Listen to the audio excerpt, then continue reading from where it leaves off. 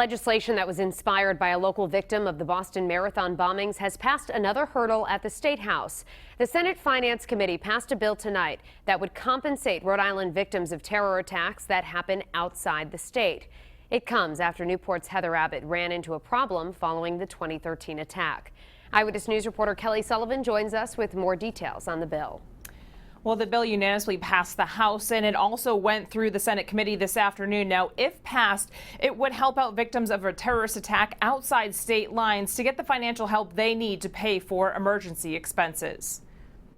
On average, Rhode Island pays out $1 million a year to hundreds of residents through its Crime Victims Compensation Fund.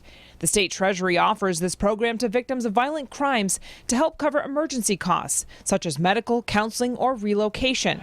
Now, the state is looking to expand the program to victims of terrorist attacks. The problem is there's an inconsistency in the law so that for Rhode Islanders who are victims of terror attacks outside of Rhode Island in other states, the law sends mixed messages about whether or not we are allowed to provide compensation to those victims.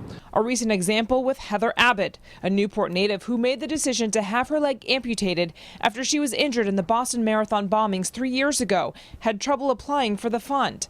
Lawmakers want to make sure that doesn't happen to anyone else in the future. We want to continue helping Rhode Islanders, and this will strengthen the program and help us assist Rhode Islanders in their time of greatest need. General Treasurer Seth Magaziner tells us the primary funding source for the program comes from court fees. The other source is from a federal government match. Magaziner says since the program runs a surplus, he feels financially comfortable expanding it to include victims of terror attacks. We have the funding to do it. We just need the change in the law to make it absolutely crystal clear that we can. And Senate President Teresa Paiva-Weed is sponsoring this bill, so Magaziner hopes that when the bill hits the Senate floor, it will pass. Reporting live in the control room, I'm Kelly Sullivan, Eyewitness News.